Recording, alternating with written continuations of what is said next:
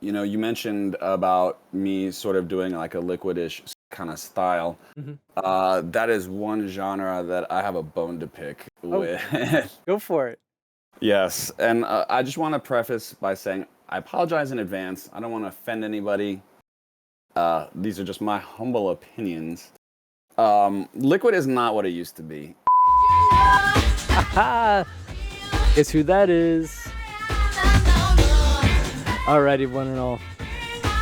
Let's get this party started. So, in the hot seat tonight, we've got the one like DJ Stress. But let me very quickly give you the roster of human beings that this man has shared the bill with.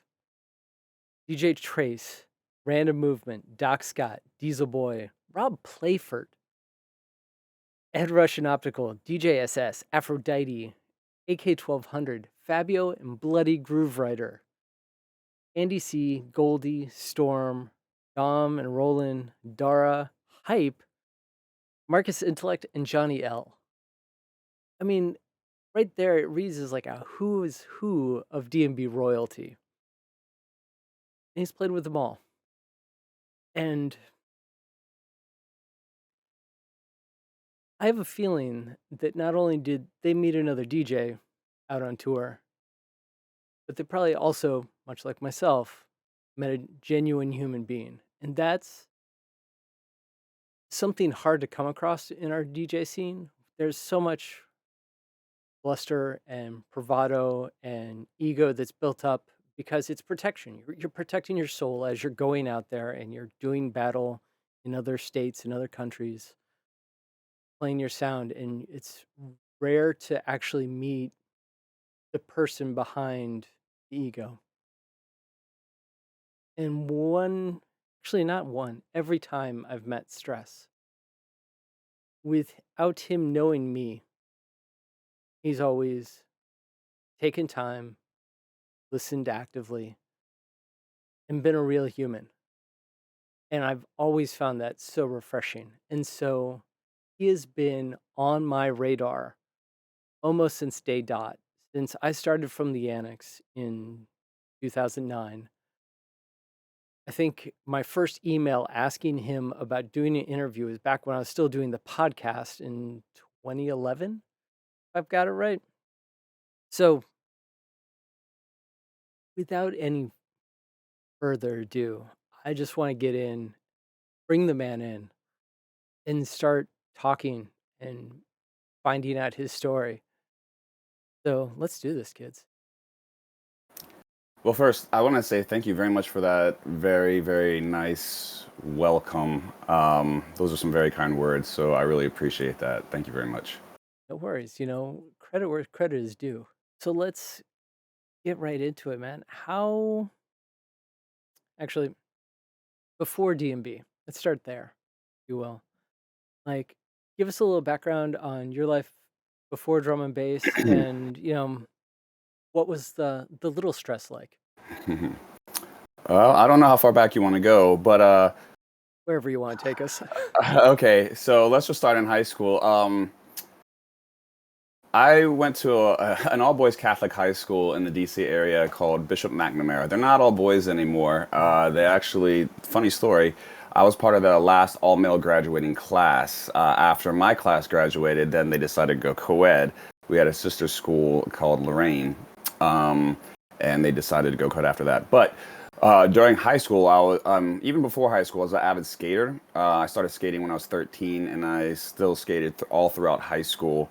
Met some friends in high school, became good buddies and skater pals, whatever.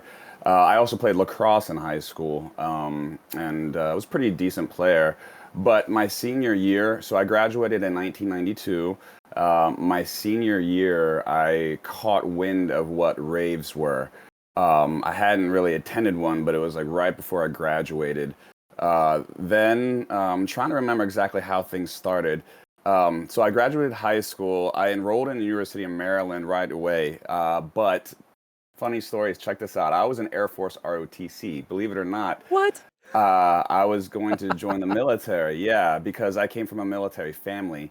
Hmm. My dad was in the Air Force, my uncle was in the Air Force, my brother's in the Army, my dad's brother was in the Air Force. I wanted to be a pilot ever since I could remember anything. And then what happened was when I got into University of Maryland, things kind of changed.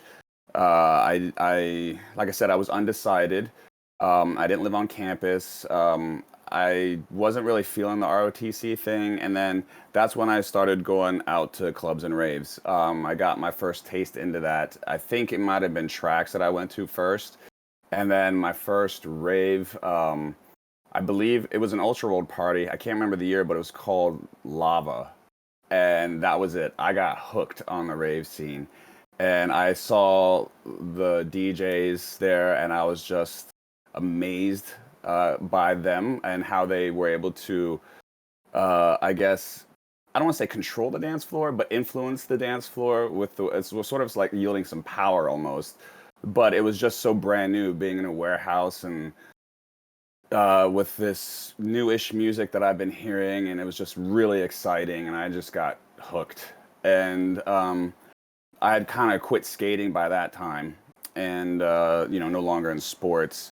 And then, yeah, that's I got hooked by the rave and club bug, and unfortunately, I made a decision to drop out and just party. And then I learned how to DJ a couple of years later, and then just kind of went from there. Basically, I've always, I started partying as a raver first, then became a DJ, and so that's kind of how I got involved in the whole scene. Dude, that's Um, awesome. Now, yeah. two questions. And you're kind of already painting this picture, but what was DC's scene like back then? I mean, I know myself coming into DC in the mid Mhm. 90s, it seemed like there was decks everywhere. Like you'd go into like a boutique store in Georgetown and there'd be someone, on the decks playing. Like there was I don't know, maybe it was just me and, my naivety at the time, but it felt like it was just an absolute DJ vibe in the city in the mid 90s. Yeah, in the early days, since it was so pretty underground, there wasn't you didn't there wasn't a lot of visibility for that, So I think as the club and rave scene started to grow, and when there were actual regular club nights, weekly club nights, then the DJ scene started to blow up. But yeah, the very very early days it was pretty underground, and you didn't see many people into it or hear much about it. As a matter of fact, I remember Music Now and Bohemia were on F Street, near the what is it called now? I always call it the Verizon Center. Yeah. No, it's still the Um, Verizon Center.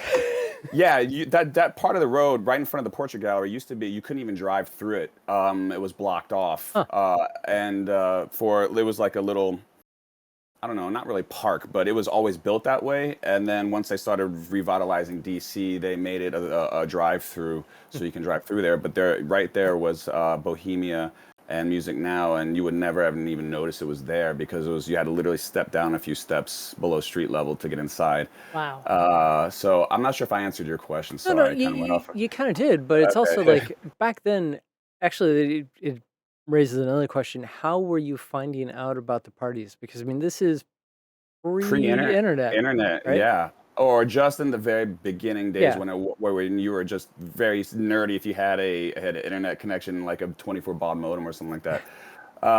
But yeah, it was word of mouth and flyers. Flyers were a huge thing. You'd walk out of parties with like a stack of flyers in your hand, plastered all over your car and things like that. That's pretty much how we found out about the events and everything. And then, believe it or not, there were info lines you would call. Yep. And then sometimes, if it was a promoter, they would provide updates and you would just call the number and find out, okay, when's the next party, things like that. So it was fun.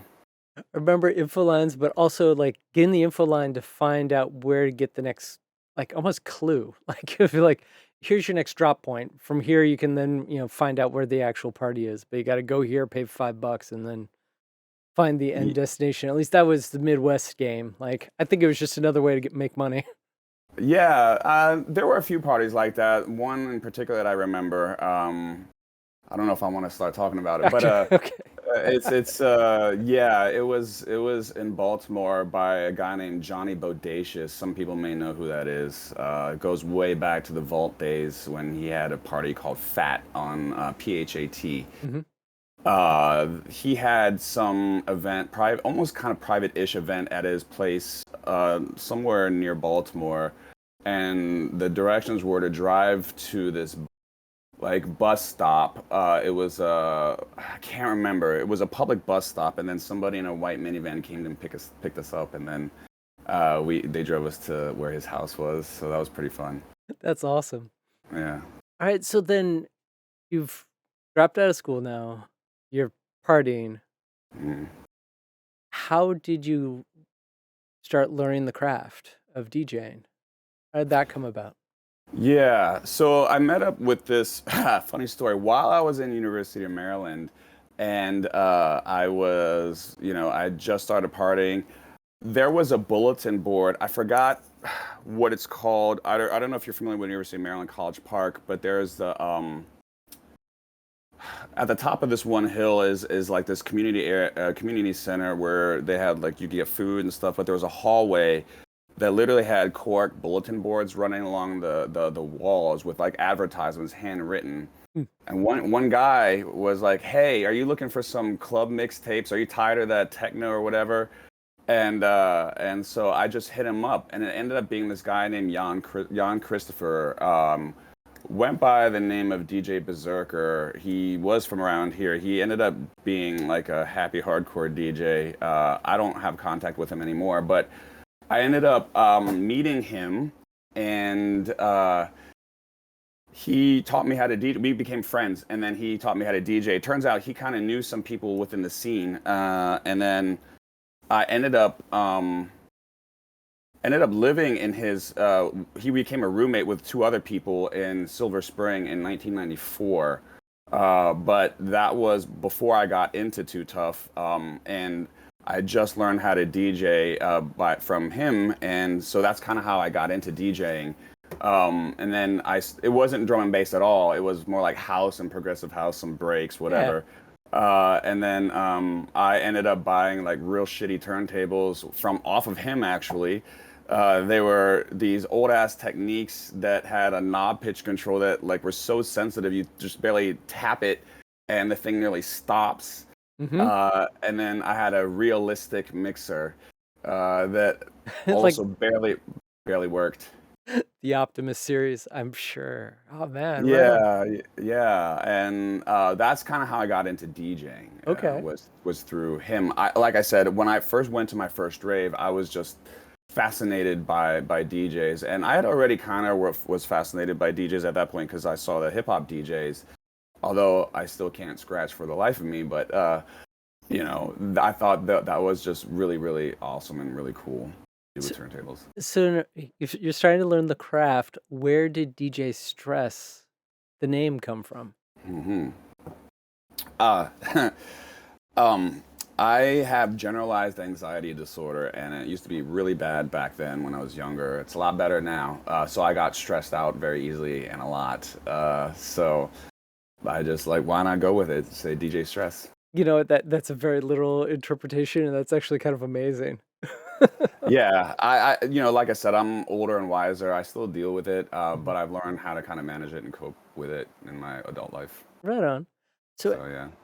as you started building and going into drum and bass, I think of you as having a very unique sound in that if someone was to just give me a blank mixtape, and it just said Too Tough on it, I could probably ID which DJ it came from. Mhm. What do you look for in a track, or what are the things that pull you or attract you to a sound? Or Sure. Well, first of all, thanks for saying that. That means a lot to me because I do put a lot of thought into what I do. What do I look for in a tune? I guess there's a I'm trying to figure out the best way to answer this question. In general, I like tunes that have some mood or evoke some kind of mood or feeling or emotion, Mhm. but at the same time is dance floor friendly. I came as a raver, a dancer into the scene, and that's always stuck with me. As a DJ, I like to make people dance, although I've cleared the dance floor many, many times. And and I also branch out into other like more minimal style drum and bass and things like that. But in general, I really like tunes that invoke some kind of feeling, some kind of emotion, some mood. I listen to the production, like the quality of the production.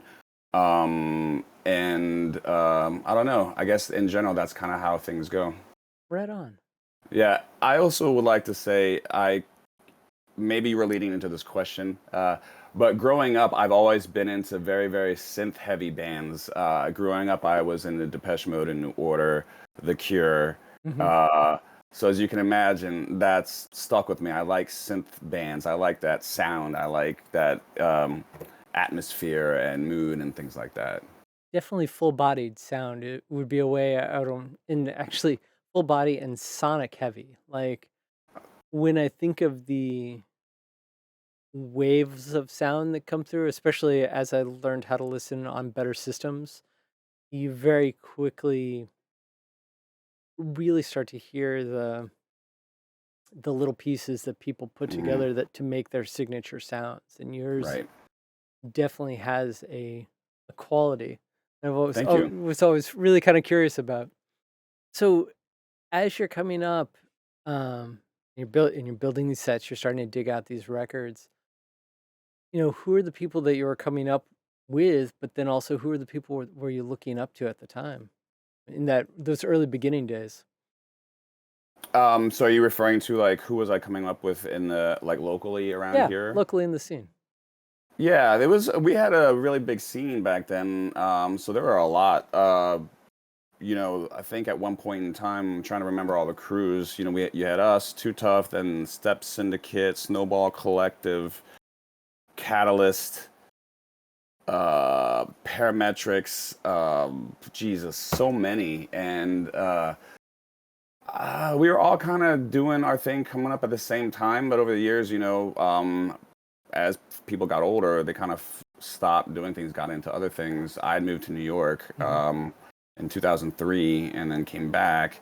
But um, I think now one of the people that I've been very involved with, well, he's just one of my really good friends, but he's been involved in the scene essentially since I have.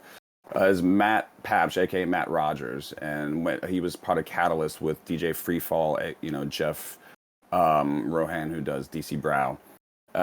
So yeah, is someone saying something? You No, see your yeah, laughter. no, hold on a second. Someone just called themselves out. They're like, "That's me."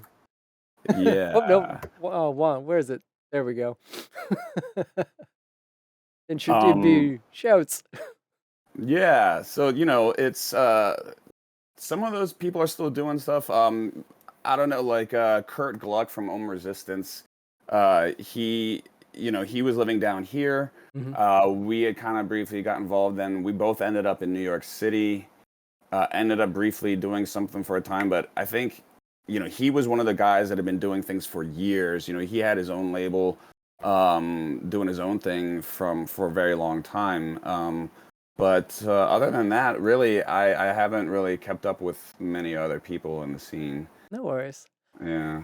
So you started to build your sound. You're coming up with these people. What was the first time that you actually got to play in a club and or slash at a rave? Um, so my first official gig, it was at this place called Manny's in Rockville, Mhm. and I was lucky enough to play with Trace, and Dub Two and Carl K, Wait, you Trace and was your first show? my first official gig, yeah. That's awesome. Yeah, I think that was like in '95 or '96 at like this little bar called Manny's in Rockville. I don't even know if it still exists, but I ended up getting arrested there. Funny story. Yeah. If you want to know the story, I'll tell you. Yeah, Give me one sec. we're here till we close it out. So if you want to tell Okay. the story, go for it. So, I was smoking weed in the back.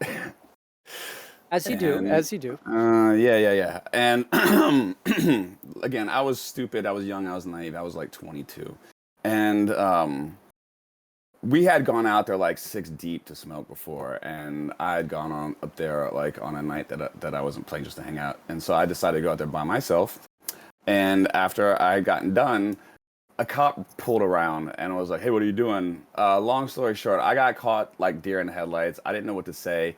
I literally had half a gram in my pocket in a bowl, and so the guy got out of his car, ended up feeling my pockets, took out the stuff, called on the CB. Next thing I know, like 4 cop cars out of nowhere come around, and all these cops come out, and they're like hassling me and just giving me shit. And there's a young cop that had like this, I don't know what it was, but I guess it's a tester to test to see if it was legit weed, and it turned a different color. And he's like, "Oh, yep, it's definitely weed." And that was literally all the weed that I had left, was just barely enough to like test in there. So, so what ended up happening is I got arrested. I drove my mom's car to the gig, and so I was living with my mom and my stepdad at the time in Rockville, and working down in DC. So I ended up getting booked and held at the police station till like 4 or 5 o'clock in the morning. I had to take a cab back to pick up the car and then go back home, all before my mom and my stepdad woke up. And then I had to go to work at the same time. And so I had to get all my court documents sent to my work so that it didn't go home. So there was no, like, whatever. Yeah. Finally get the court date. They threw the book at me. Remember, I got busted with just the bowl and barely not even a gram of weed. They were gonna make me do 40 hours of community service, take drug rehab class, this and that. And I'm like, wait a second, hold on. I know people that got busted with ounces and they're getting probation. What the hell are you doing? You know. So this was the truth at that point in time. I was sort of in between with my dad and my mom and stepdad, and so I kind of gave some half BS story to the district attorney, or sorry, the public defender, Mhm. saying that, "Hey, listen, I'm trying to get a job, trying to go back to school, whatever." They ended up making a plea bargain with the district attorney. I ended up just getting charged with a misdemeanor of possession of paraphernalia. So, but I had to go through all that. Dude, that sucks. hmm So, that was that. But yeah, I'm sorry. Well, I No went worries. off No on a worries. tangent there. And tangents are welcome here. This Okay. is half the glory of it. So at this first party, were you already playing with Too Tough? No. Okay, so then you're on a bill with Trace, pre Too Tough. Yes, but Okay. I had already met Andy and Slant, and I had already started kind of hanging out with them, and kind of the way I sort of got into Too Tough was I met Andy through the rave scene back in the day before the drum and bass. He used to be a promoter for the DC scene. He used to have dreads and all that stuff, and so I used to see him out. And then I heard about the drum and bass parties, and then I found out that he was part of it. And then if I remember correctly, I think I started asking if I could help out with their parties, like maybe help setting up things like that. And then, I also believe he heard some of my mixes, and then then that thing happened with Manny's with Trace, and then I believe shortly after that, just sort of folded me into the crew along with Tony, MC Mecca, and Ernesto, MC Ness. Okay. Yeah. Wow. Okay. So like that's still pretty early on with Too Tough then.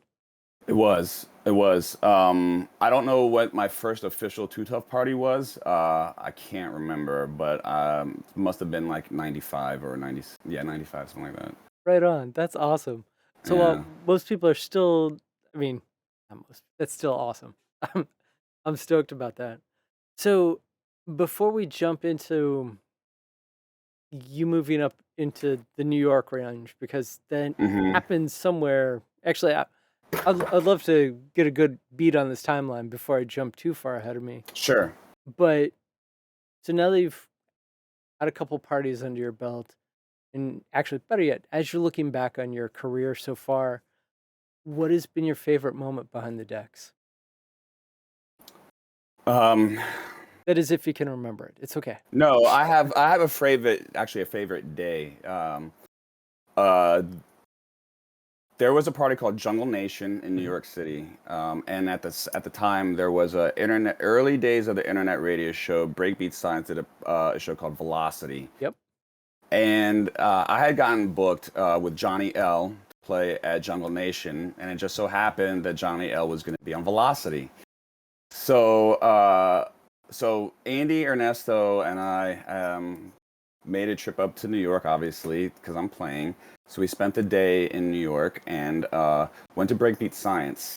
Well, Johnny L happened to be in Breakbeat Science, and this was when they were on Ninth Street, I think, when they were that really A tiny little tiny little shop. like one butt. Okay. Exactly, exactly. And so they had the records on the one side, Hmm.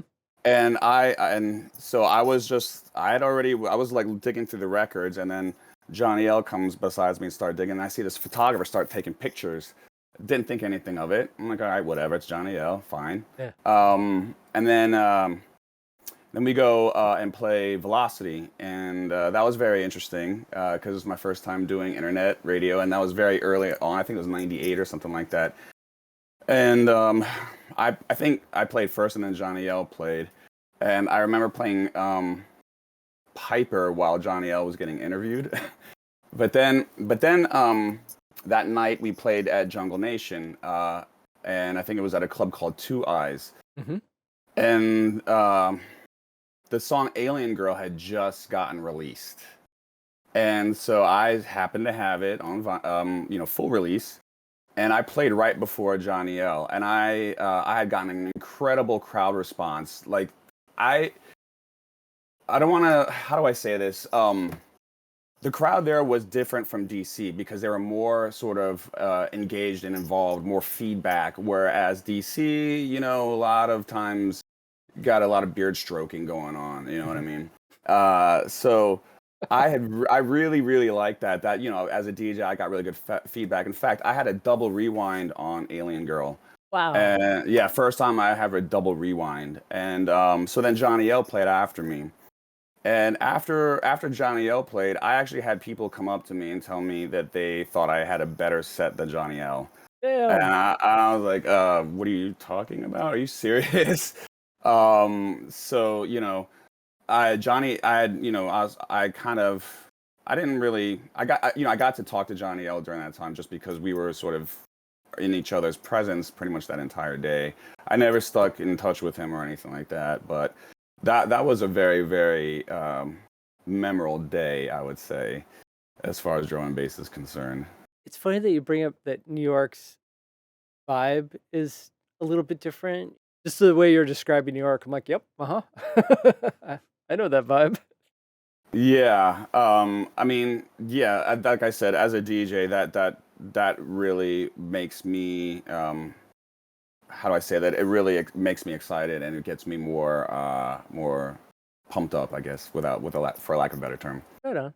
Now, before Yeah. I jump too far ahead or back, when Mhm. did you make the jump to New York? Okay, so um, around 2000-ish, at that point, I had already started to get a little burned out, just from being throwing events, just whatever, being involved in the scene, Mhm. and kind of started to drift apart. I think a little bit from the Two Tough Guys, and just wanted to kind of stop for a while. And at the same time, I was trying to think about leaving the area because I had never left. I grew up in the DC area, even though I'm half Korean, but I was born in Japan because my dad was in the military. So when I was 3, he got stationed at Andrews Air Force Base Mhm. right outside DC, and then retired. And I grew up in this area, so I Oh didn't wow. go to. Yeah, I never left the area to go to college. I didn't live outside of this area. and I just wanted to. I just felt this, I needed to sort of leave the nest, I guess you could say. And New York City always appealed to me. Every time I had gone to New York, I was like, man, I don't want to leave here. And an ex-girlfriend of mine was from Long Island, and before I moved, whenever I'd come to visit, we'd always go to New York. Um, and so I guess in 2001, I sort of kind of left Too Tough, and then September 11th happened, and then that changed things a lot. So for a long time, nothing was going on, I think maybe for a good 2 years. So by this time, I had kind of departed with Too Tough a little bit, and then wasn't really doing anything music-wise. And September 11th happened, and then by this time, we're in like 2002, I guess. And I had a friend move to New York late 2002, and I'm like, okay, I want to get out of here and move to New York, and I had an opportunity.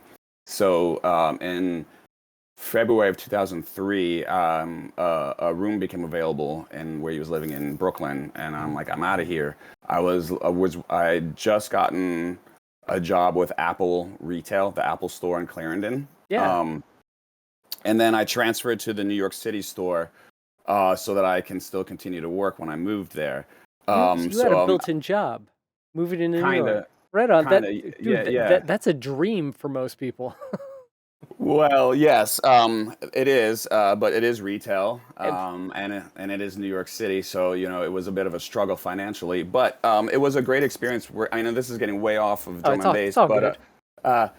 it was a really great experience working at the Apple Store in New York City because the Apple Store was still pretty new. The New York City store was the number one store at that time because there were no international stores. It was pre-iPhone, pre-iPad. I started out as a Mac specialist, doing just selling Macs and whatever. I got promoted to Genius, which was a very difficult thing to do at that time, and especially at a store like the Soho store. But that at that time, they were sending all of the candidates to Cupertino, California, to Apple headquarters for training. So I got to go to Cupertino for 2 weeks, Wow. which was amazing. And but because it was such a high visibility store, it was very stressful. It was very crowded all the time, and a lot of celebrities rolled through. Steve Jobs himself actually came through a few times. And so, yeah, that was an exciting time. There were no appointment system in place. So the unfortunate thing is when people would come to try to get their device serviced, they literally had to wait outside before the store opened up. And then, if you have any idea what the Soho store looks like in New York, there's the double doors, and when you walk, and there's a glass staircase that goes up in the center, and to the left is the Genius Bar. As soon as the door would open, people would literally run up the stairs and try to get a seat because there was no appointment system. And so sometimes people would be literally waiting in line for like 4 hours before they could, by the time they saw me, not only is their device broken, but they were waiting for like 4 hours, and they're from New York. Mm-hmm. So you can imagine some of the things I had to deal with there. But other than that, it was a great, exciting time. Dude, Yeah, I mean, that sounds very stressful. it was, yes. So now at this point, are you disconnected from DnB? Are you still playing, for yourself, bedroom DJ style? Like, how are you staying connected Mhm. throughout this time period of change?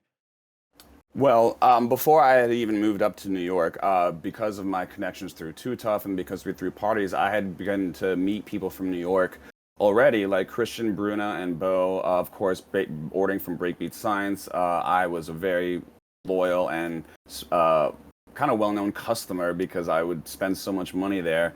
In fact, I don't know if you know Sean Shooter. He was one of the employees there, and was involved a lot in the behind the scenes with Breakbeat Science, but worked there. I was ordering from there so much that he actually one day I came home and there was a record on my doorstep that Sean sent me, and it was a Drop in Science promo. Uh, I can't remember what it was. The song's called De Queef or whatever. Mm-hmm. And I was blown away. I was like, this is some great customer service, you know. So through my time in Too Tough and throwing parties in DC, I started to slowly make connections in New York. You know, I got to know Dara, I got to know DB, like I said, Christian Bruna, Bo, just some of the players doing stuff. So that by the time I was in New York, it wasn't like I was some brand new guy, came out of left field. They already know who I was and heard me play. So it wasn't that hard to kind of get in there. Nice. Then I ended up getting involved with the Secret Night of Science with DB and this other guy, John Clemente, who went by Place 42 and briefly ran this label called Telluric. They were the financial, you know, backers. They're the ones that were putting the money in and doing the, you know, the bookings, and I was more of a resident DJ and promoter. But that was a really fun thing to be involved with because the sound system at this club, it was called Love, which doesn't exist anymore, which is a few blocks away from, I think Washington Square Park is what it's called, I think, by NYU. And it was underground. It was like literally underground, but that sound system was one of the best sound systems I've ever played on in my life. And we had to have the DJs do like a sound check before they played and everything. And then, of course, Christian Bruna was doing 50/50, camouflage, and would have me play there from time to time. And then that's right, DJ Soul Cliff. He when Direct Drive was going on, he'd have me play there too. And then I ended up getting involved with a couple of other friends, just doing some small little things here and there that didn't end up actually panning out. But that's kind of how I was able to sort of easily sort of transition to New York from DC. Now, as a promoter and a DJ and a resident, how is that? You've already alluded to that the New York scene is different, but expand upon like the difference of even like how you were promoting. I mean, I'm assuming there was a difference between New York and DC, and like, and continue on, please. Okay, so by the time I got to New York, it's early 2000, and internet is getting bigger. Social media is just sort of kind of burgeoning. MySpace was the biggest one. So, and then we had Breakbeat Science, their message board, if you recall that, the green and black message board. And then some other internet, new internet type of ways to communicate. So flyers were still a big thing. Had a dude flyer drops at all the record stores in New York and then start promoting it at all the other parties. But then alongside of that was online promotions. So this is kind of, I guess, where things started to transition from, you know, paper flyers to electronic means of promoting. So it was a kind of like 50/50. And that's pretty much how we did most of the promoting and finding out of other parties. It became a lot easier to do that now with the internet. That's awesome. Yeah. Especially when, I mean, it's funny because I remember getting flyers back in the day that would have a pager number or just the call number on it, and you'd call the answering machine, and it would have no updates. And it was you're waiting the moment it would update, and then the moment it did update, you were just sitting there getting a busy signal. Which, when was the last time you heard a busy signal? Right. Exactly. That's awesome. All right, so skipping forward a little bit, as we're talking about staying, connected with music, how are you staying connected with your music now? Out of curiosity. hmm When I was on Facebook, I was using Facebook with a couple of groups, but I got off Facebook about a year or two ago. Now, sometimes Instagram. That's really the only social media that I'm on right now, and I follow some labels and some just like UK scene type pages. But truthfully, really what I do is I scour Beatport and Bandcamp and just kind of do some digging on those two sites to find just stuff that what I like. It's kind of, I don't know if that's not that exciting, but that's kind of how I do it. You know, record stores don't really exist anymore, and it's expensive to buy records, so It is, Yeah. and it's funny because we used to have such a plethora of it between Capital City Records, 12-inch records, DJ Hut. I mean, I'm sure I'm missing a few in there as well, but it's like we used to be inundated with record stores that I would do the rounds. I'd get Hmm. payday would happen, and I'd get off at one metro stop and just dink, da dink, da dink, da dink, and then I'd jump back on the train and head back into Virginia. And Yes. it's I kind of I miss those days because I miss the people you met along the way, and you know having Sam the Man Burns behind the counter being like, "Oh, well, you feel like this, you should watch this, and by the way, have you caught this black exploitation film? You need to watch that at some point in time." And it's just like, "Huh? Okay, Mhm. cool. Right, Whatever you right, say." exactly. Yeah, yeah. And I also miss, receiving a stack of records in the mail, in a package from UPS or FedEx. That was always nice too. Still get a couple of those boxes every once in a while. Yeah, I do admit sometimes on Bandcamp I will like nowadays if I buy a record, it has to be something that I really want to keep on vinyl. It's a lot Right on. of like a lot of time. I think nowadays there's a lot of limited run releases, and so sometimes I'll try to get my hands on one of those Mhm. because I still like to collect sometimes. Yeah, And but yeah, other than that, I don't buy vinyl. fair enough. Now, Yep. since we're on the topic of vinyl, and I didn't throw this one into your queue, but here you go. What it was the record that had to be in the crate? Like any given set and whatnot, there's usually at least one record in there that's always in there. What was that go-to record? Oh my gosh. It'd have to depend on the time, I guess. The Pick an time. era. Pick an era. Hmm. That's a good question. I'm not sure. I can tell you that I would always play something from Moving Shadow. That was my label. I'd buy their stuff sight without even listening. Mhm. I almost have their entire collection. I'm only missing like two or three from the Audio Couture Really? sub label. Yeah, but I think that's the most accurate I can get to the answer to that question Okay. is that Moving Shadow. It'd probably be something on Moving Shadow. So here's a question. You played with Rob Playford. What was meeting or being on the bill with him like? That night, huh. So that night, our venue got pulled from us the day of. Okay, Shit. so yeah, so originally, I don't know if you remember. This is going way back. This is before Buzz was even at where it was at the Capitol Ballroom, aka Nation, whatever it was Mhm. called. This is after it was in Southwest, and that got busted. And then they tried to throw Buzz by the Hex Warehouse off New York Avenue. Yes. Okay. Okay, before Buzz used that, we had used it for I think dementia, which was when Ed Rush first came to the United States. Mhm. And then we were gonna throw Gravitational Pull, which Mhm. was that party with Rob Playford and JMJ.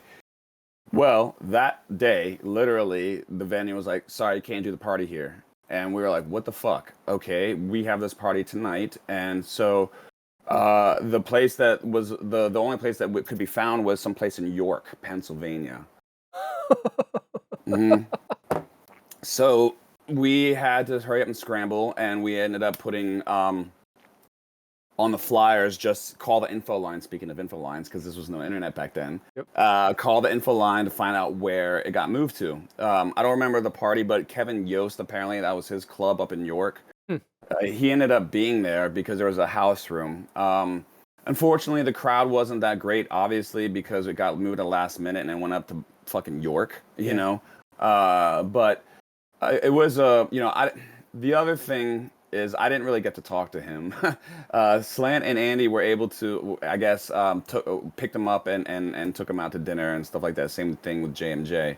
So I didn't actually get to really interact with him that much, disappointingly. That's too But bad. but just to be on the same bill as him and have Moving Shadow, I was just like, this is amazing. This is one of my dreams. And yeah, it was great. But yeah, it was just unfortunate that I wasn't able to kind of like meet him. Sometimes it might have been for the best. Who knows? Who knows? Yeah. Actually, on a quick side note, because I know that the roster of Too Tough has changed a bunch. Mhm. As far as the members go, like who who are the existing members? Oof, I don't even know. Okay. Well, not So even Andy. existing, but have been members, I guess, or have Okay, yeah, yeah, been yeah. that. So it was started with Slant and Andy. Mhm. I guess '94, whatever. You know, Slant. Was I guess the first jungle DJ in DC. I knew him. Well, I saw him at one of the DJ competitions for Fever. He won the Jungle DJ, or he won, and I think at that time he wasn't even old enough to get in the club. But then they started Too Tough. I guess I don't remember the years exactly, Mhm. 94 ish. And then then I came in with Tony and Ernesto. Then I kind of left. Andy and I had a bit of a falling out in 2001 when I was telling you that Yeah. I was leaving, and then when I moved to New York, we didn't speak for a while. During that time, I honestly don't really know exactly what happened. Mhm. I don't know if Tony and Ness were still emceeing at the time, but there was Chadwick Shao. I forget what his DJ name was, Techie or something like that. He was their graphic designer, and met Andy when Andy was going to school up near Boston. And Okay. so when they were doing the Rude Boy Shuffle, I think Chadwick was part of that, but then Bijou sort of kind of There we came go. in. Okay. Yeah, and again, this all kind of happened while I was in New York, while I kind of wasn't really talking to them, No worries. and that's kind of how I remembered it. Now, I don't know who's still in Too Tough, to be honest with you. I guess Andy and Slant will always be Too Tough because that's their thing. Yeah. Their baby.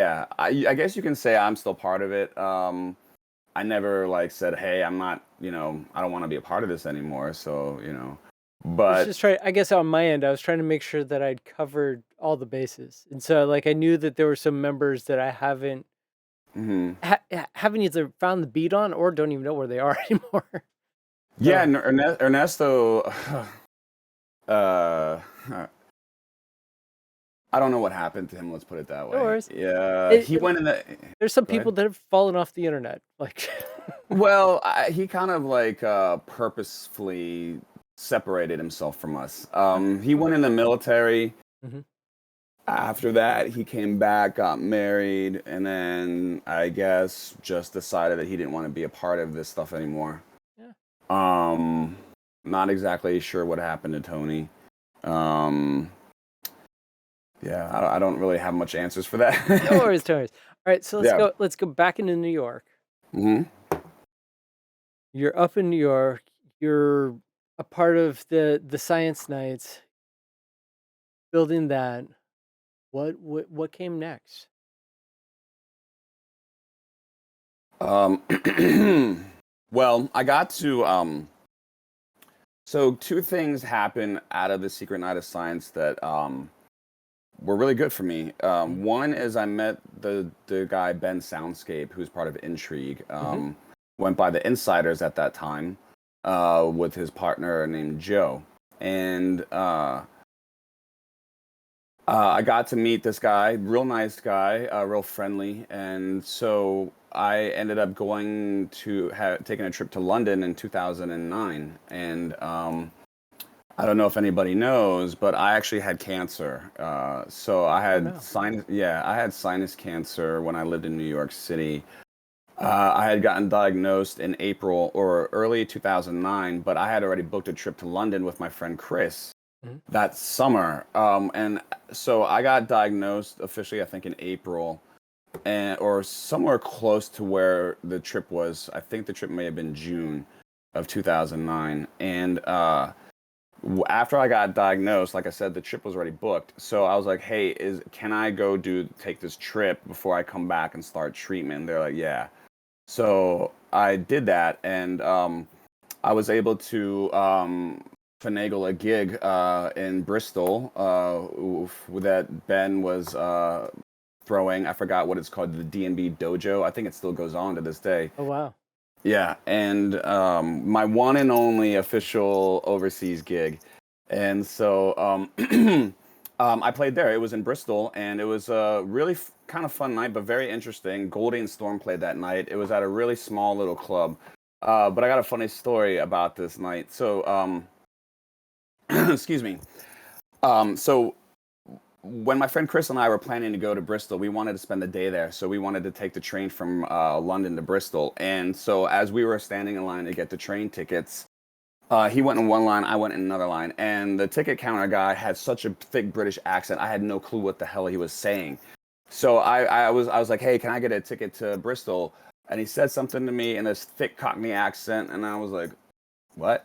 And then he said it again. And I was like, no, just give me one ticket, one way to Bristol, right? So after I bought the ticket, my friend Chris comes back around. And he's like, hey, did you get that return ticket for 99 pence? And I was like, that's what that guy was trying to sell me. This comes into play later. So we get to Bristol, and it's kind of early. And so, wanted to kind of hang out and just see what was going on. Unfortunately, I felt like my friend Ben kind of blew us off because I got to Bristol and I was like, hey, Ben, we're here. What are you doing? Can you hang out? He's like, oh, no, I can't until the show. So we ended up just hanging out in Bristol, went to that suspension bridge, whatever, and then we get to the party.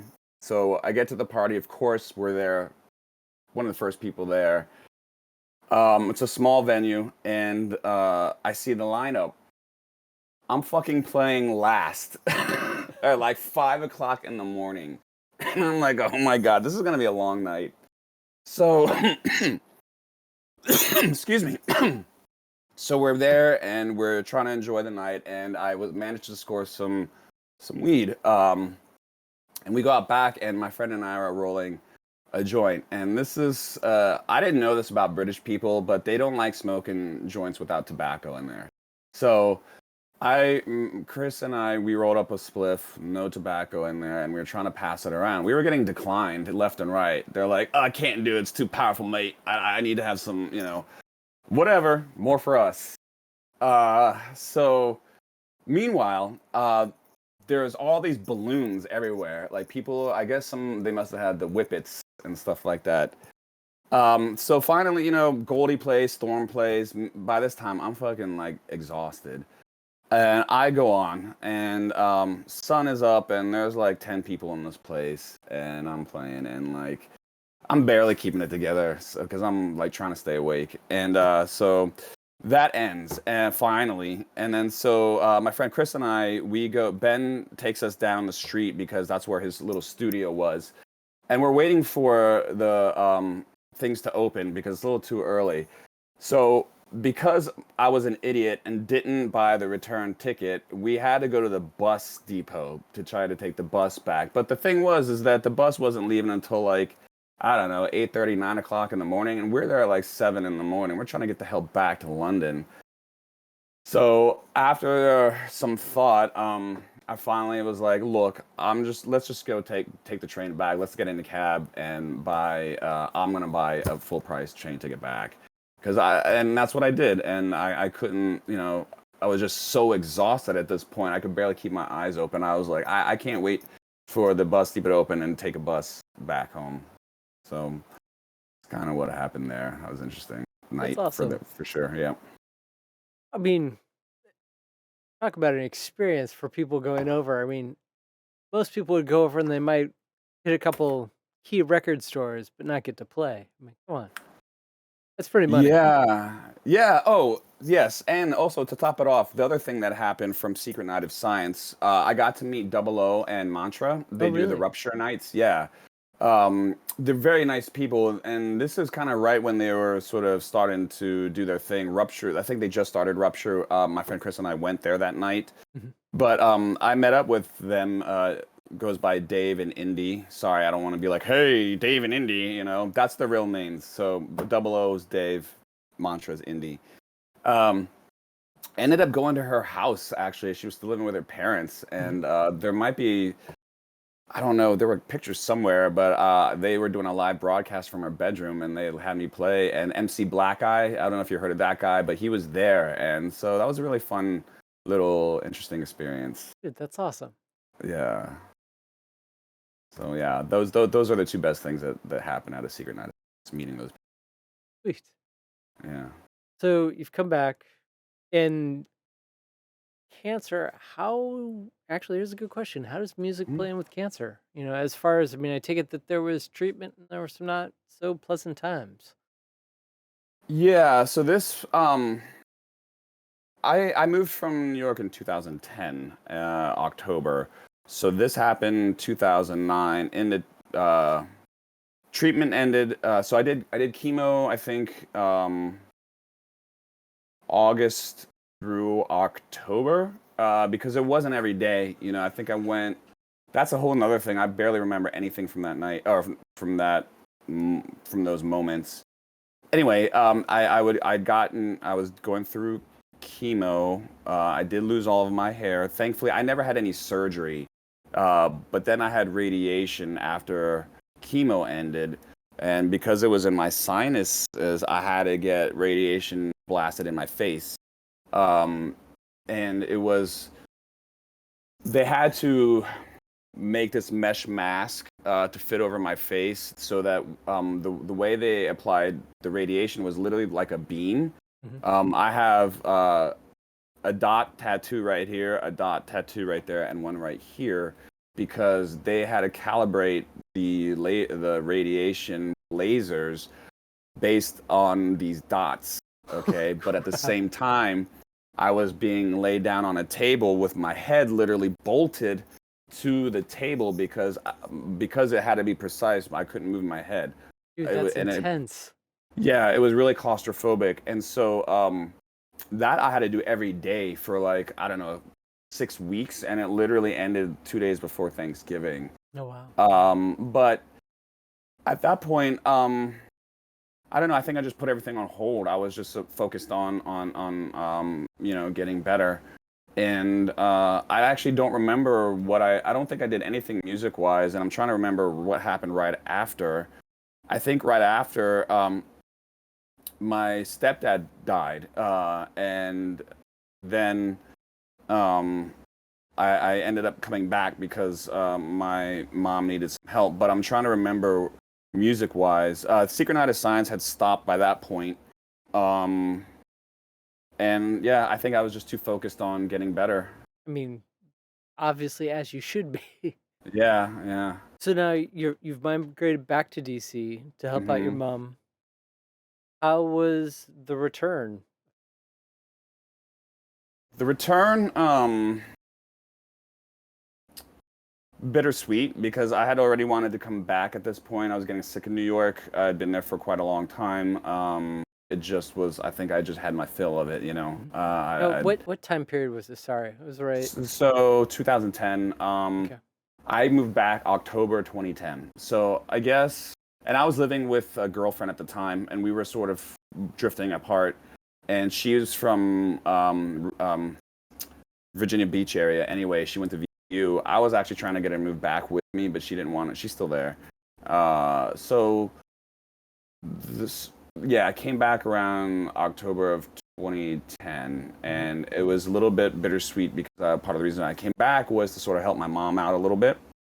It also provided an opportunity for me to come back because I had a place to stay. I was living with my mom. I ended up going back to Apple. I wasn't working for Apple, but I had to find a job to when I got back.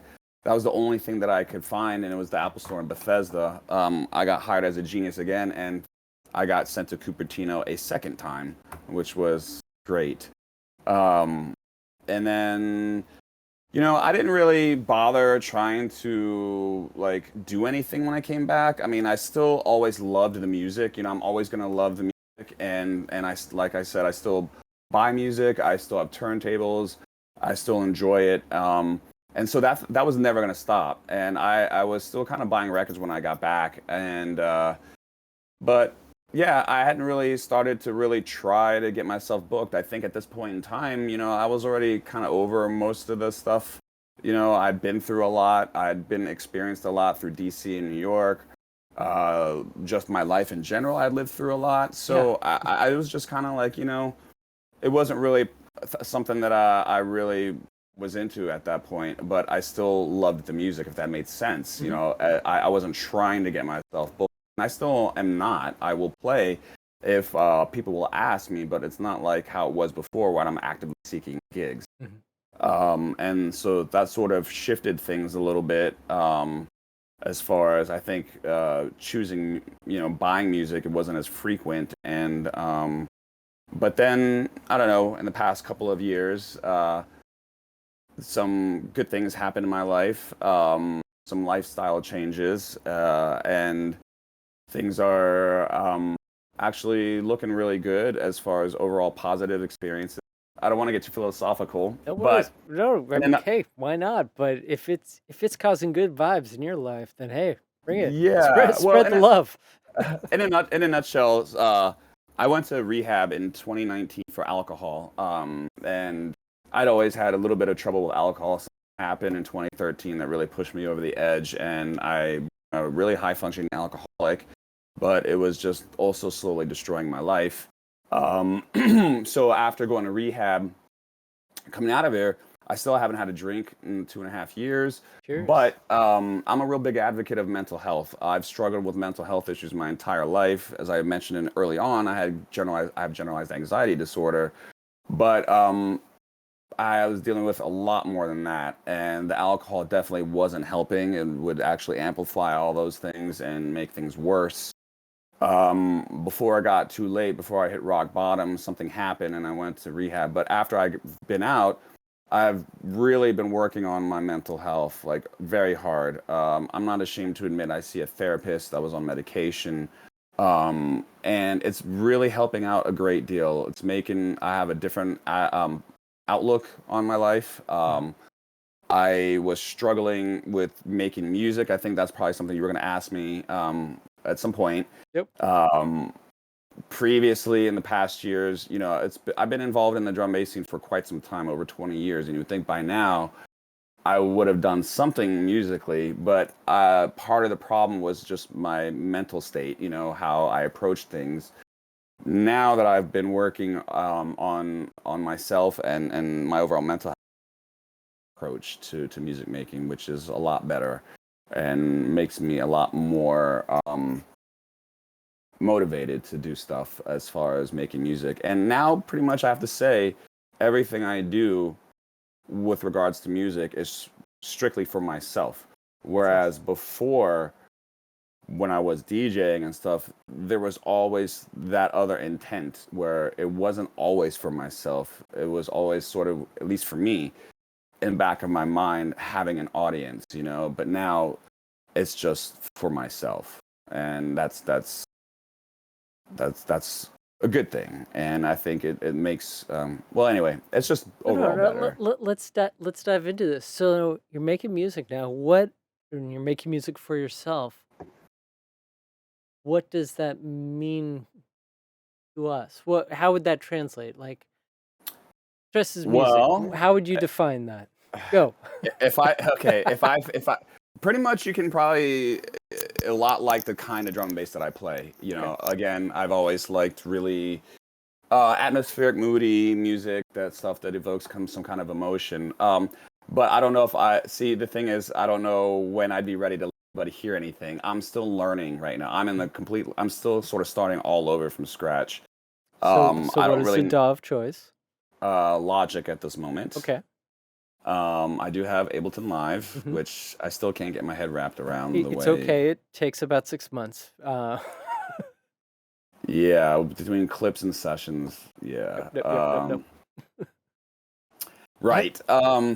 But keep yeah, keep Logic, going, I keep feel, going.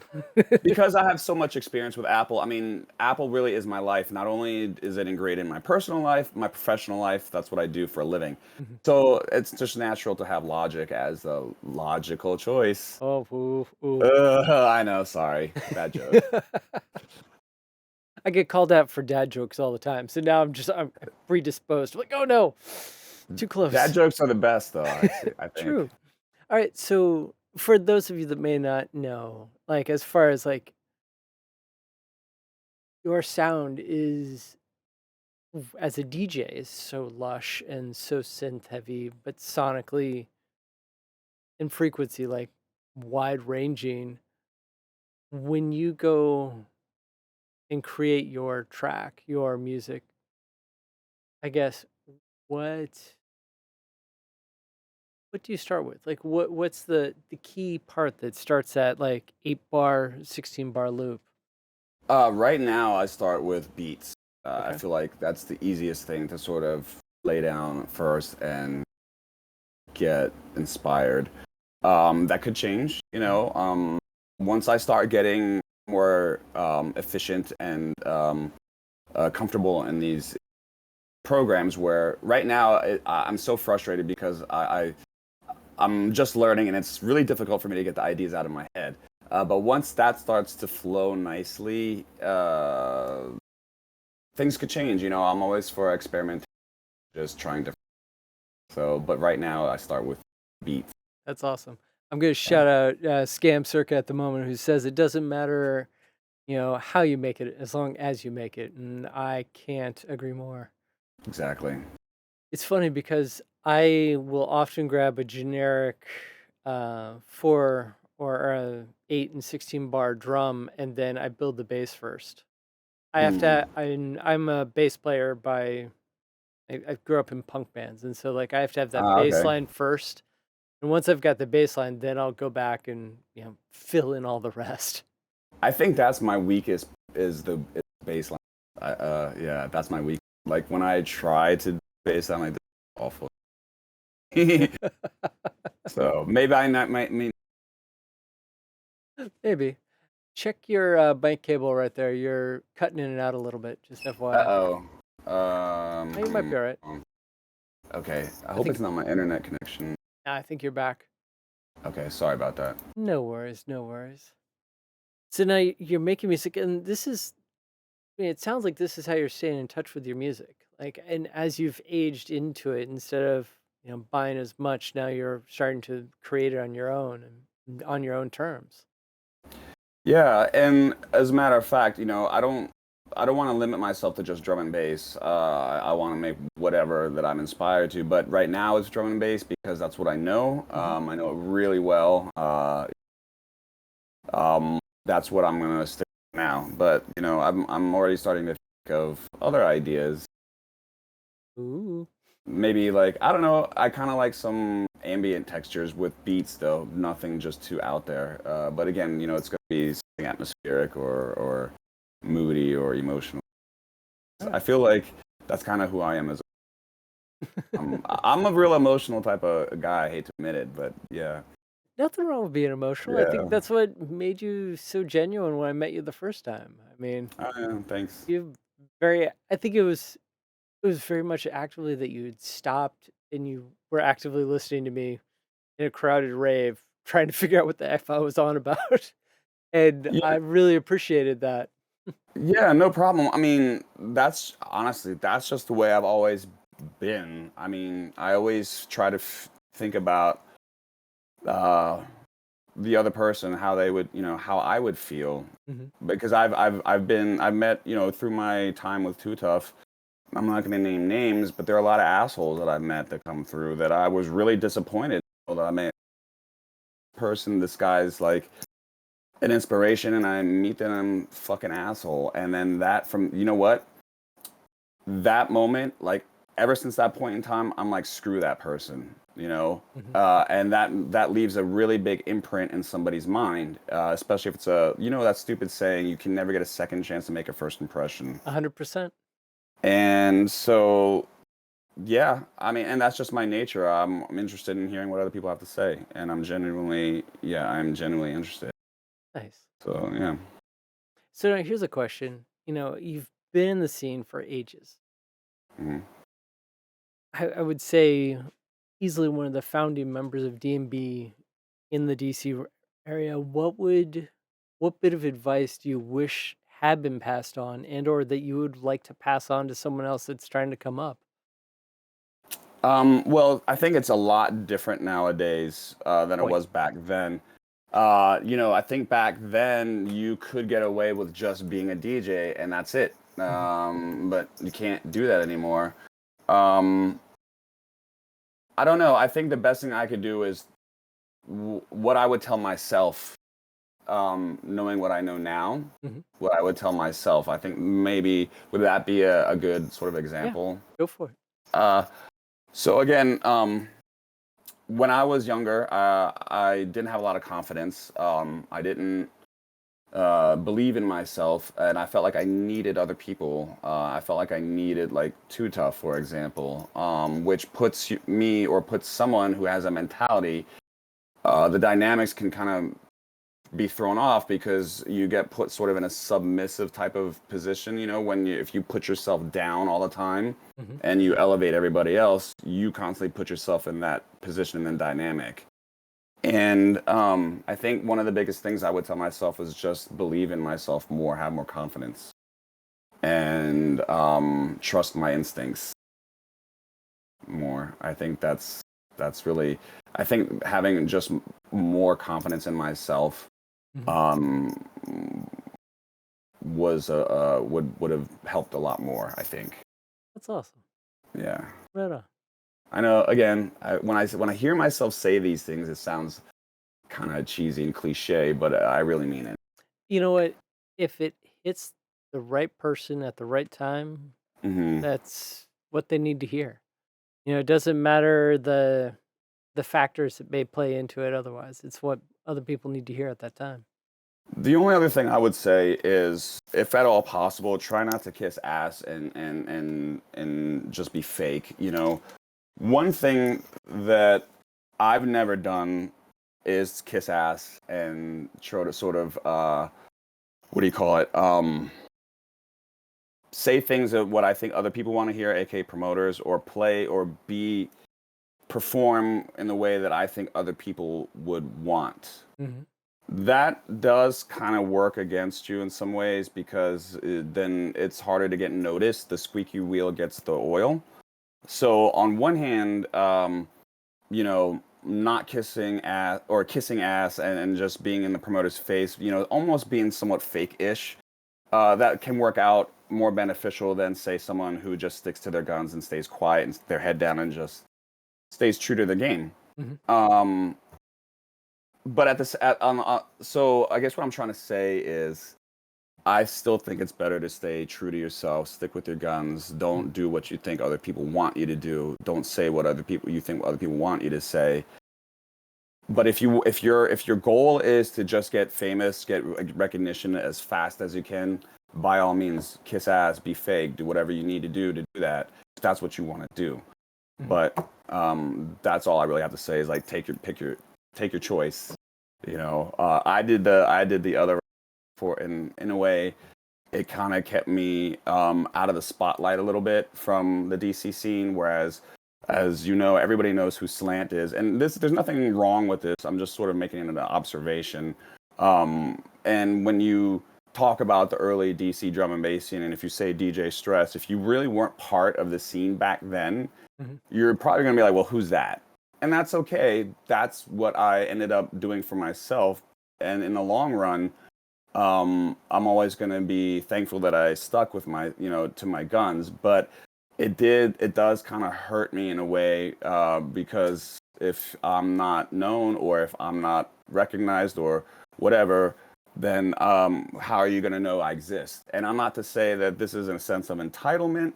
Mhm. And I'm not saying that this is, I expect this. It's just a fact. If you don't speak up and say, look, here I am, in a big crowd of other people who are doing the exact same thing, it's just harder to get noticed. Agreed, especially in DC. I mean, DC Yeah, is such cutthroat. I think would be a really good way to put it. I agree.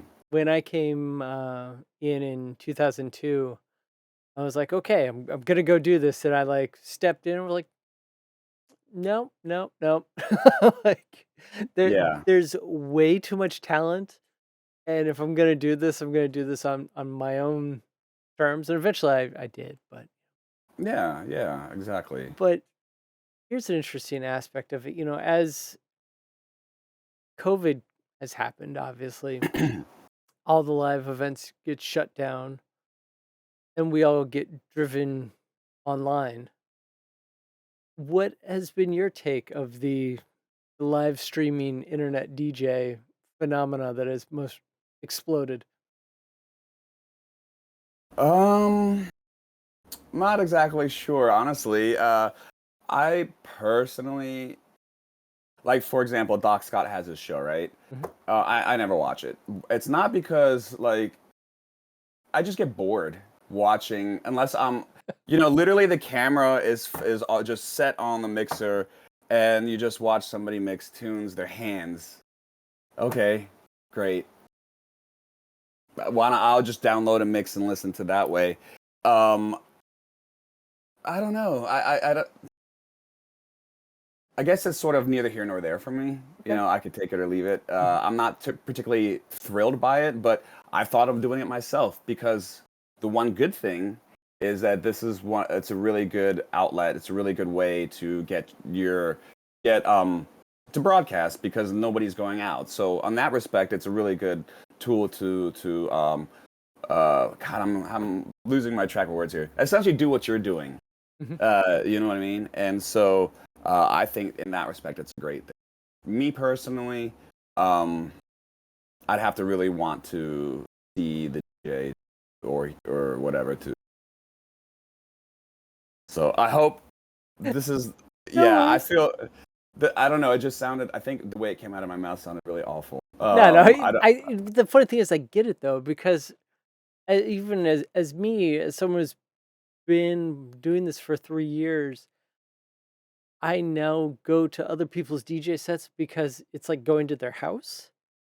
It's not necessarily like I'm gonna go listen to their set. It's more like I'm gonna go hang out with them, have like crack a couple beers, make some like jokes in the comment, and listen to good music. And Yes. it's become my social outlet in some regards. It's kept me sane in that regard. But if I was, I mean, and just as I'm gonna go listen to music, yeah, I don't know if it would be as intriguing or as engaging is the word I wanted to pull. Yeah, I think you just really hit the nail on the head and articulated it the way I was trying to. So the DJ shows, I guess when I still have this old fashioned mentality of watching live stream on DJ on online, where they're just going to be mixing without talking. Yeah. It's just like a radio show. Mhm. So I think I need to change up my perspective a little bit, and then sort of come at it with like the way you said you approach it, where it's like it's like hanging out at their house. Maybe I just wasn't writing the best DJ shows. So I'll you know what, with that in mind, I think I'm gonna start looking now more. You know what? I'll, uh, I'll I'll start sending you links. That, Please do. there are people that you need to be following. You need to follow Catch. You need to follow Escape Velocity. And as the I talk and I DJ combo, like I think those are the if you're gonna hang out in someone's house, like that's definitely up there. There's also Burner, who's over in the UK, who I swear is the best kept secret on Twitch. Now, if you want just deep dives with occasional chit chattery, there's also the one like Scam Circuit, but he also rocks this amazing fisheye lens. I love the way his setup is. Anyway, I'll send you links. It's good stuff. You know, because I thought about doing. I've actually thought about doing a live broadcast myself, but I don't haven't done it yet because I'm like, well, how would I be able to keep the listener engaged? How do I, what would I do? Because I personally don't think I'd want to talk. I just am too self conscious. You know what I mean? If you want DJs to just do that, I can Yeah. point you at that too. And it's been interesting to watch the success of both. Hmm. You don't have to talk, you can just mix and do it.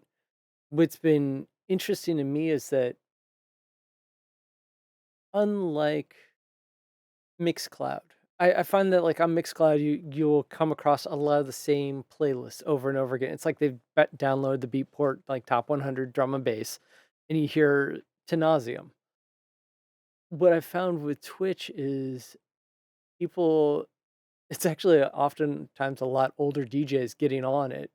There's like, oh, I have the money to do this, or I still have the collection and I need to do something with this. And so people are pulling out vinyl and tracks, and I mean, one of my emotes is an ID question mark because I got so sick and tired of like throwing it in the chat, being like, "What is that track?" Because then I'm immediately off to go Discord, and it's a mad race between me and Catch 22 to see who can buy it first. Hmm. And he's faster in the draw, but is what it is. But it's what's gonna attract people to your channel if you go down this route is gonna be your selection. Hmm. I play Raga Jungle. It's like there aren't very many people that are playing Raga Jungle. You know, Right. but your this is where I get in trouble as far as pulling subgenres. But like you've got this intelligent, liquid vibe sound that on occasion can get dark and heavy especially when you're rolling in with moving shadow that I love because it's this grand balance between the light and the heavy. And you sit there and play with it so eloquently. Thanks. Thank you. Thanks for noticing that. That is something that I think about. I do put a lot of thought into my mixes, and with the advent of Tractor and things like that, I can see the key, even though although it doesn't always get it correct. That is helped quite a bit because one of the things I do try to do is stay in key, Mhm. especially when it comes to mixing atmospheric records because long chords and if you I've heard it so many times where like somebody mixes two opposing chords and it's just like Oh, yeah. just it doesn't sound it just ruins the whole mix in my maybe I put too much thought into it. I don't know, but that's just the way I do it. I would say no, but that's Okay. just me. I mean, hey, one day when pandemic is all over, I look forward to you coming over to the mothership here. Love But to. the record collection is actually categorized by key and then BPM. Yes, and So that's how I do it digitally. It's just way too much work for me to do it. Like you've done it, which I am just blown away by the meticulousness, I guess if that's a word that you have. Uh, but yeah, you've got thanks stress, for I've got OCD. yeah. No, no, seriously, it really like what you've been saying about my style is not said quite often, and it means a lot to me because I'm like, yes, somebody's paying attention, somebody's noticing. So, thank you for that. I really do appreciate it. No worries, man. No worries. So, on an unrelated note, VWs. Do Yes. tell about your love for VWs because as long as I've known you, it's been VWs. So do tell, like, how did that come about? And Okay. I was a Japanese car guy for the longest time. I was a Honda guy. I think so when I moved to New York City, I met this guy named Josh Brown, who actually is from Baltimore. Long story, we actually knew each other somehow. He's a DJ as well, really good guy. As a professional photographer, actually for some of these VW magazines in Europe, oh, and so there is this. I don't know. There's a auto shop called New German Performance. There's two. There's one in Manassas, one in near Baltimore. Josh and his little brother Nate used to work there. Those two are super into German cars, VWs, Porsches, what have you. So my friend Josh had a Golf GTI at that point, and I was like, okay, there must be something about these German cars because I'm learning and noticing there's all these like friend Josh is really into it, and there's these auto body shops or just these shops that just deal with German cars. I'm like, and I'm half German, so oh, I'm okay. like, yeah. Funny story. I'll get into my name real quick. So when I got back, I didn't have a car for the longest time in New York. I didn't need one. And when I got back, and it was time to buy a car, um, I was already interested in VWs. I didn't really know much about the Golf R model. And so just randomly one day, I go into the Rockville VW dealership. It was 2013, and I was with my girlfriend at the time, and I was just kind of seeing what it was going to look if they had any, and I wanted to test drive one. They had one left. I ended up buying it and leaving shop with it. And then before I bought that though, I found out that those cars are fairly easy to mod and add components and stuff like that to it.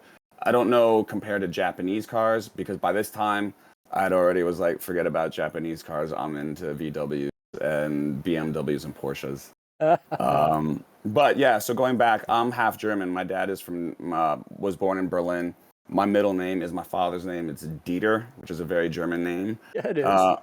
My last name is actually pronounced Zaida, and it literally is the German word for silk. So if you take a German English dictionary, you look up the word silk, you will see my last name right there because that's what it means. That's crazy.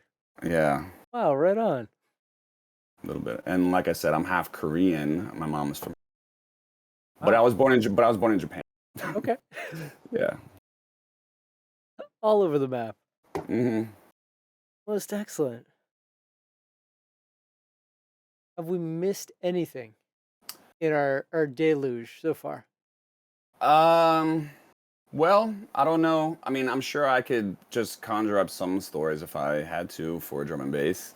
Oh man, Um, conjure up stories away. I mean, if you want to talk about dogs, well, okay, let me think. I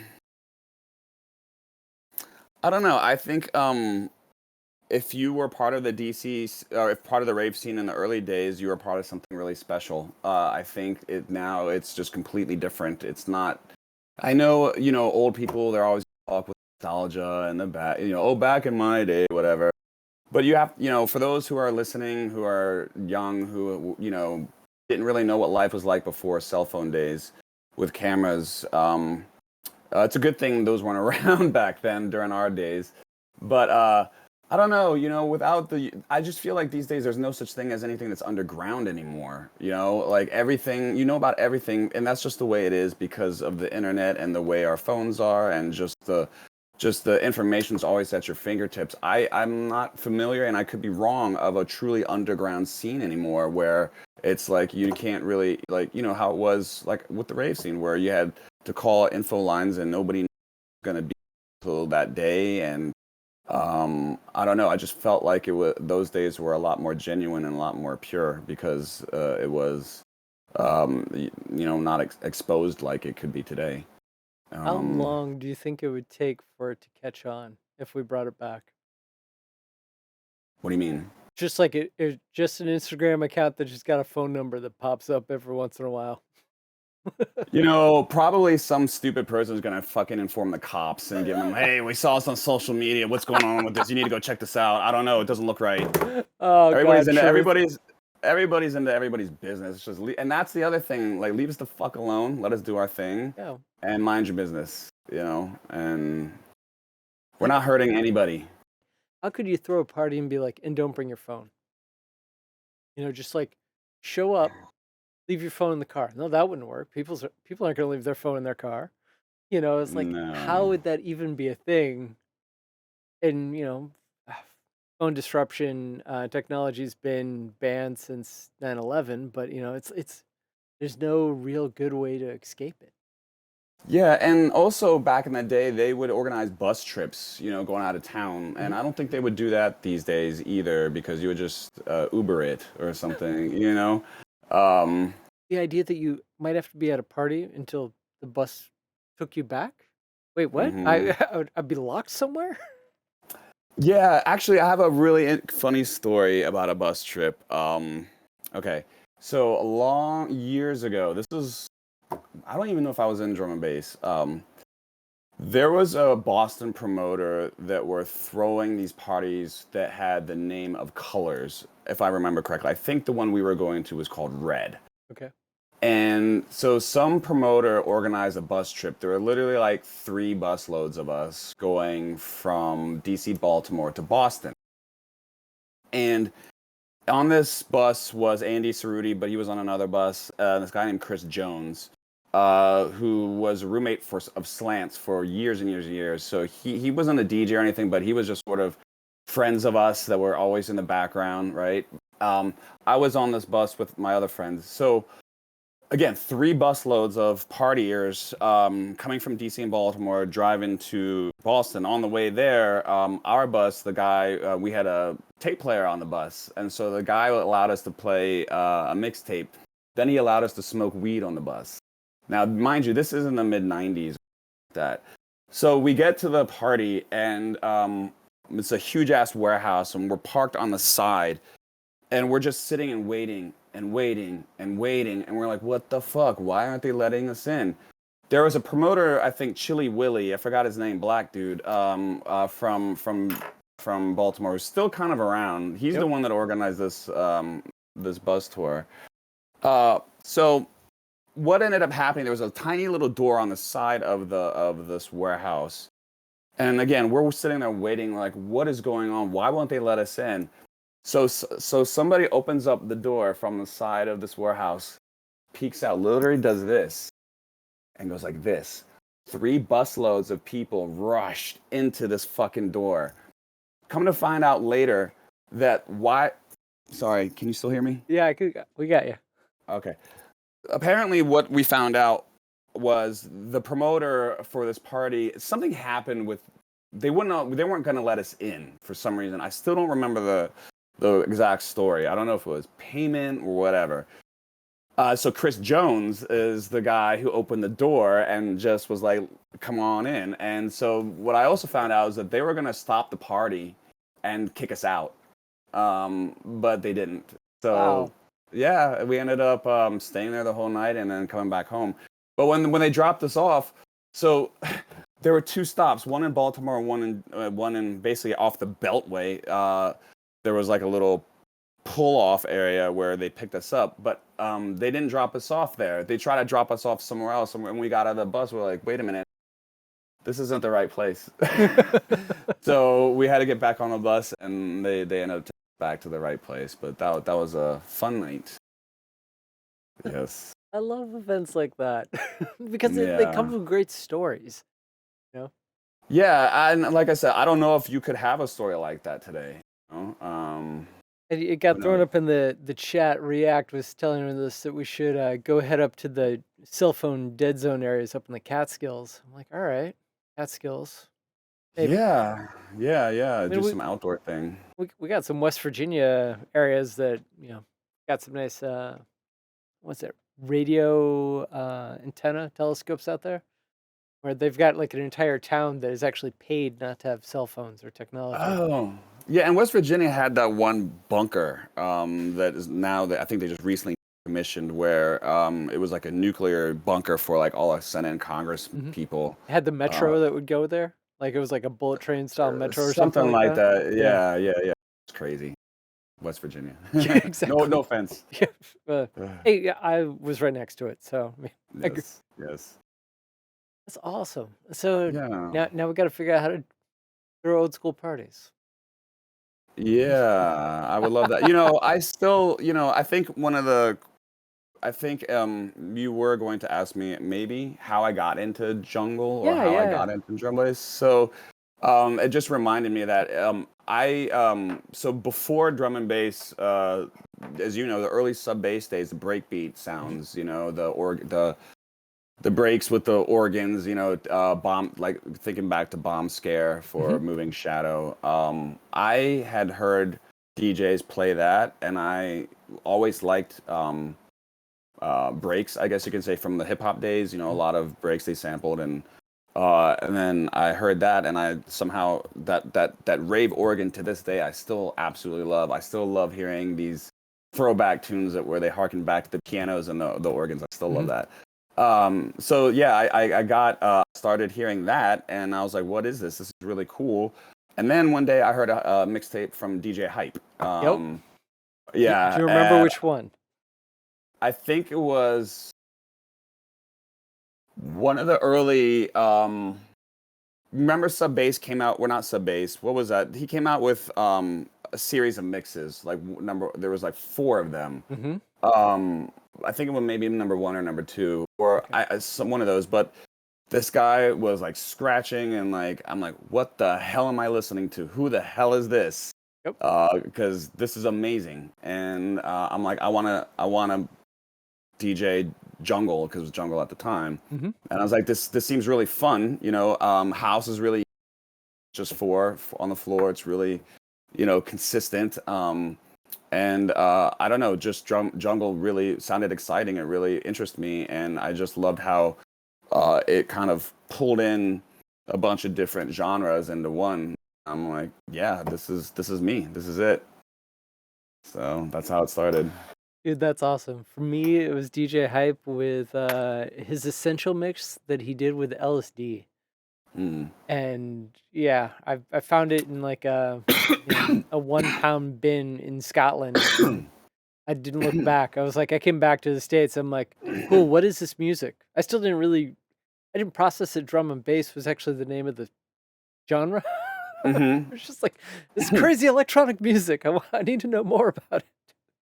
Yeah, exactly. And then from there, I guess I kind of caught wind of Bookham and heard his opposing style, and I'm like, okay, I really like the jungle, but what is this? Because I love the atmosphere. I love that, it spoke even more to what I liked, more so than Hype did, and that's how I got really in love with that atmospheric drum and bass.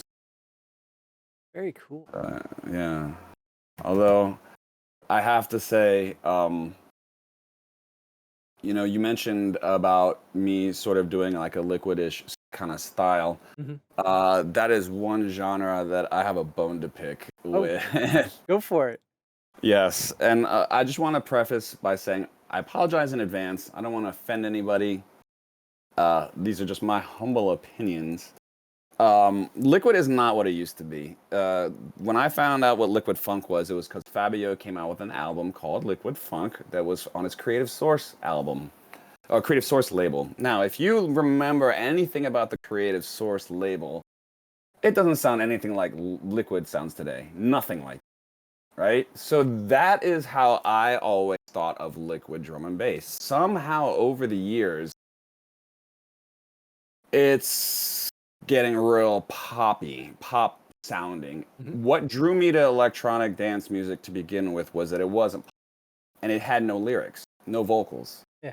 And not that there's anything wrong with that. I like my vocals in regular music. I don't like vocals in my dance music. That's just the way it is. So yet there's this, I don't know what it is, but lately every single first of all, Liquid doesn't sound like what it sounds like to me. It's just too, like I said, too generic sounding, too formulaic, too whatever. It just doesn't speak to me. But I don't know what it is with vocals. What is going on with singing through the whole entire song with full on vocals where it's like you can play it and sing along as you're walking down the street? No, stop, please. I don't like that. I don't want that, because that's not dance music. And then in my case, that's just pop music. You want to make videos out of it, go on MTV, fine, do your thing. But like that is just too much right now. Can we kind of Someone's gonna get mad if you mix out before verse 2. Come on. Yeah, and if you it's do you know how hard it is to mix when you have 2 full-on vocals and they're talking over each other? It's like, stop, Yeah. please. Raga Jungle. I can talk. Raga Jungle. Yeah, tell me about it. But that's different. See, with raga vocals, that's different. You're not singing. You're not like The new stuff is it's almost as bad. Like if you've like no. Oh man, I am burning on this one. Don Penny. mhm, That track that's been remixed to death. But it's a full song. By yeah. now, it's no longer just the hook. It's like, oh, for freak's sake. I tell you what, the only drum and bass song, or one of the few drum and bass songs that I like with full-on vocals is of course, it's a very old tune, the 88.3 Wishing on a Star. You Yep. know that one? Yeah, Totally. that's one of the few full-on vocal drum and bass songs that I like. But again, if you're listening and you're producing drum and bass and you have full-on vocals, Keep doing your thing. I'm just saying that's not for me. So So true. Shouts out to the one like Golden Child in the chat. Yeah, it has gotten a bit cheesy. Oh, actually, here's a funny. yeah. Jump Up is not what it used to be. No, I hated Jump Up back then. You hated my sets. It's all good. Yeah, okay, so back in the day, of course, when there were a lot of crews, you had some beef. I gotta admit, we were all stupid and young in some late teens, most of us in our early 20s. You had a lot of testosterone, a lot of egos going around. Some fights almost broke out. It is what it is.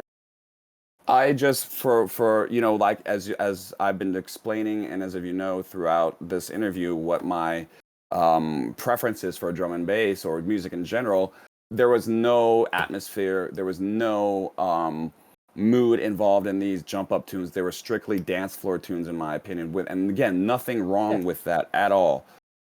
It just wasn't my style, and a lot of the I didn't like that bouncy bass line, that they were that was very popular in a lot of those songs. So it just wasn't me. And I have to admit, I wasn't that into hip hop growing up. I was too busy listening to Depeche Mode, New Order, The Cure, and The Smiths. I was like, the only hip hop that I really liked was the very early stuff because that's when I was a young kid.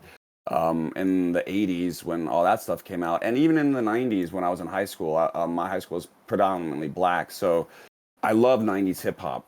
Like Tribe Called Quest, Eric B and Rakim, even that goes down to the 80s. A lot of the backpack type of hip hop. Right? Yep. Yeah, so when Jump Up came out, a lot of that shit was gangster samples, gangster rap. I fucking hated gangster rap when it came out. I hated NWA. I hated Dr. Dre and Snoop Dogg. Now, though different, I now really appreciate them. I listen to their music now, but when that came out during that time, I hated all that stuff. I was like, I can't wait till gangster rap goes out of style because I absolutely hate it. But they did a lot of innovative things with music, like the Amen break with NWA, Yeah, right? So you have that. But that's why I didn't like Jump Up back then. But now you were saying it's a lot different.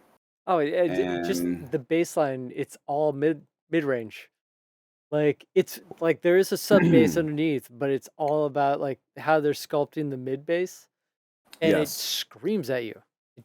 The foghorn bass is not a joke. It just yells at you, and you go, "Okay, I hear you. You're there." Yeah, exactly. And actually you brought up something that I wanted to just sort of mention that goes back to producing. One of the things that sort of turned me off, this is not shit talking, please. Drum and bass producers, we're just nerds, right? Most of us are real nerds. We're very technical. We we get really into our stuff. I don't know anything about techno producers. I don't know anything about house producers. But I wonder if they're the same as drum and bass producers, where some guys will work months on just one snare sound, right? I think they have to be. And Golden Child just shouted out in the chat. I pull this out, but I respect that I can't like everything. I think that sums it up right there. You can't like everything, and you just got to respect that and move on. That is correct, and very true. And so I was a bit intimidated by a lot of these drum and bass producers because, they're like, oh, you can't use presets. That's a no-no. I worked on my snare for like 8 months and still doesn't sound right. Or like somebody literally said, I'm not going to name names. Somebody played their tune. And I don't know if you've ever seen this Monsta, that artist Monsta? Yeah. He did a meme where it literally said there's two guys and one guy was like, your drums sound like shit, mate. Right. And so somebody here local was talking about somebody else's tune and he literally said your drums sound like shit. I'm like, is this a real life meme here going on? Thinking to myself. But it's things like that which made me like kind of intimidated and sort of turned me off because God forbid, what if I put a preset in my tune? First of all, is anybody gonna know? Yeah. And if they did, are they gonna be like, that producer DJ Stress sucks. He uses a preset in his tune. I'm not gonna buy his tune because of that. You know, and to be honest with you, I don't know if you've heard that, but that is apparently a big no-no to use a preset. Jesus Christ, there's like thousands of them. It's true, but it's funny because when I started producing, I was so naive and didn't give a shit. Like, I mean, Hmm. I was building with GarageBand because it's what I Yeah, had. It was free. right. It's, I was chopping up beats in GarageBand because that's what I could do. And I remember the first track I actually cut to acetate was something that I completely built in GarageBand and then had to send it off to a friend who then opened it up in Logic and then like exported it out and mastered it. Thank you there, Rob One. You saved my ass on that one. And I cut it to dub, and that was my first dub. But I guess in my reaction, my naivety led me to there. And then by the time I heard people telling me about like their snares and getting their bass lines right, I was already deep enough in what I was doing. I'm like, okay, cool. Like, I'm just gonna keep making music. Then you won't like it. Yeah. Yeah, see, the thing is, if I got down into the nuts and bolts like that, I'd never get anything done, you know? And that's sort of the mentality that I was having back in the day. And now I'm just like, how do I get my ideas out? I'll worry about, tweaking the sounds later. But my other philosophy is this. There are people that have spent hours and hours and hours building the preset sounds that come available. Mhm. And what's wrong with using a sound that you find that's already made that is exactly what you're looking for? Why reinvent the wheel? Why rebuild the wheel if it's already there made for you? Yeah, and it's Or the or sound that you're looking for, that you have in your right. head. But just because it's a preset, oh no, you can't do that. Oh no, it's a preset. Fuck that shit, man. Dude, if someone would give me a preset for Busy Bee's bass line, the way how he treats an 808 bass line on all of Joker records, Yeah. fuck it, I'd pay money for that. Like, I just want it Yeah. just so I can put it in like half a dozen tunes, and I'd be a happy camper. I Whatever. mean, don't get me wrong, I'm not saying all of your sounds should be presets and No, no, no, no, no, no. yeah, no, that's different. But if like one, Yeah. so what? So what? I think it's actually funny. One of the things that God, I think it was in a Linkin Park album. They had a loop that you could it was a standard default loop you could find in GarageBand, like the original GarageBand. And I remember one day listening to Linkin Park from my sister-in-law's car, and I was like, I know that loop. I know that loop because I've used that loop before.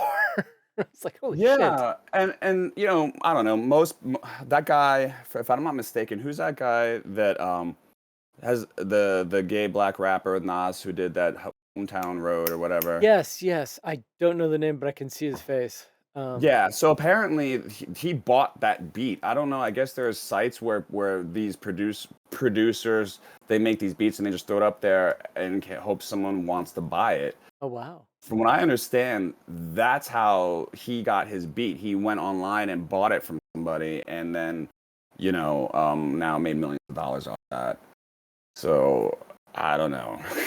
Marketing 101. Yes, exactly. So I don't know. The whole music industry and show business is just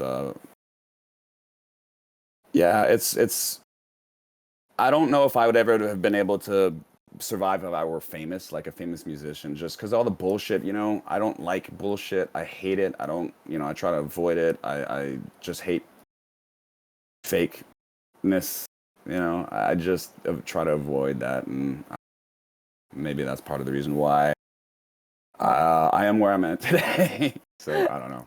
No worries. All right. So I don't know why I said that. it's all good. So we're gonna kick it off here because we're Okay. closing off to the end.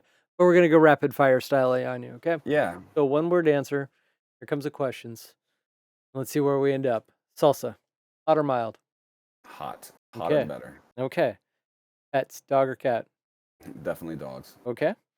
We already know what car you drive, so I'm gonna skip that one. DJ format of choice. Vinyl. Okay. Favorite movie?